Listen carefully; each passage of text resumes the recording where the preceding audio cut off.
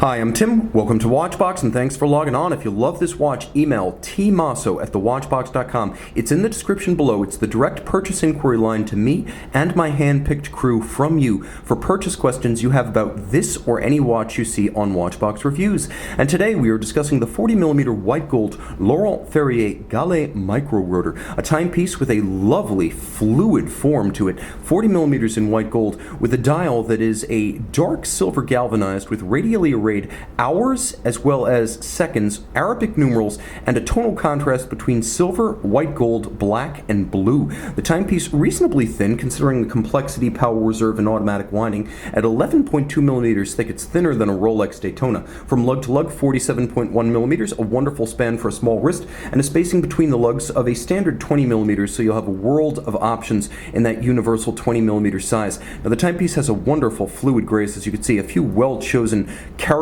curves. I don't want to say character lines because there's scarcely a sharp defining line. Basically, there's the interior of the bevel, or I should say the interior of the beveled lugs, and then there's the junction of the case and the bezel, and that's it. Everything else is a fluid, sinuous, sexy, complex, compound curve, right down to the onion-style, vintage-inspired crown. Now, we'll throw the watch real quick on the wrist, and we'll talk a little bit about how it fits. You can see on my 16 centimeter circumference wrist, when a watch is 47 millimeters lug to lug and under 12 millimeters thick, it wears easily. Across the wrist, you can see it's nicely constrained and it's thin enough to slide underneath any dress cuff or tight sleeve. The watch is equipped with a handsome and well-chosen, unbolstered, thin, large rectangular scale dark brown alligator leather with a brown monotone stitch, a folded edge, and as you can see on the underside, a wonderful suede calfskin that gives it a silky feel against the wrist. Brand new Laurent Ferrier factory strap, so you'll be the first to gouge or crimp it, and you'll do so with this handsome and one might even say sexy and thoughtful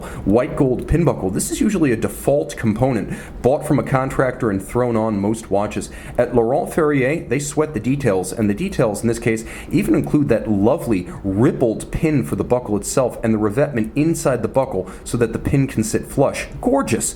The case is designed to evoke a pebble that has been smoothed over generations in a stream. You can see it does have a vertical aspect, as there's a vertical mid-case profile, and then that rolls gently to join the bezel, which is domed in its profile. The dial I mentioned features a combination of silver, white, gold, black, and blue. There are blue radially arrayed Arabic numerals as well as blue calibrations in the sunken sub-register for seconds. We have white gold sub-seconds hand as well as assegai or spear style polished hour and minute hand. We have a dark silver galvanized base for this dial, and then outboard we have a black printed railroad minute scale and radially arrayed Art Nouveau style Arabic numerals in black. You'll note the Laurent Ferrier motif up at 12 o'clock is printed remarkably discreet in that same light blue used for the sub-register seconds. On the case back, by the way, everything of high polish and hand polished.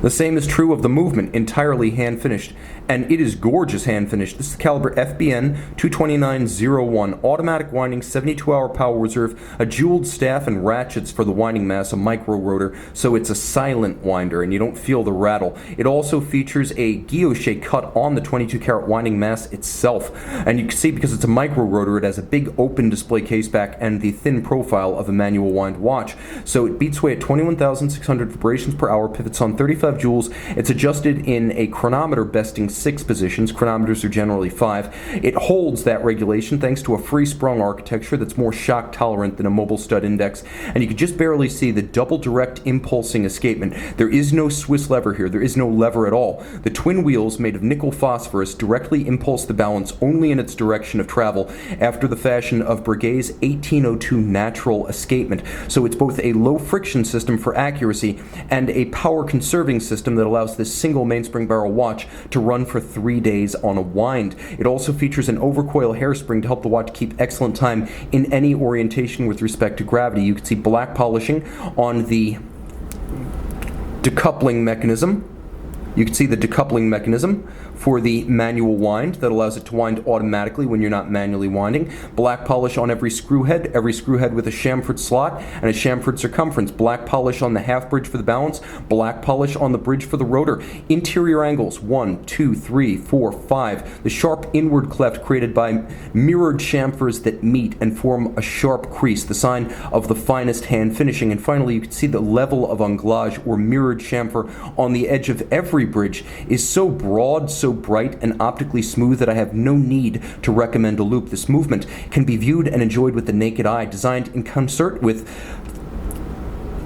the La Fabrique du Temps, which is an LVMH company. So you have FBN, F is for Ferrier, and then B and N, Barbacini and Nivas, the founders of La Fabrique du Temps and formerly partners in B&B Concept. So this movement is a collaboration between the three men, Ferrier, Barbacini, and Nivas. Micro-turned engine purling on the base plate. This movement has it all, including abrasive wheel Côte de Genève laid down with an abrasive wheel not stamped on. 30 meters water resistant, so it's not an aquatic watch, but in every other regard, the perfect everyday timepiece for any wrist and any taste. Tim Mosso at thewatchbox.com.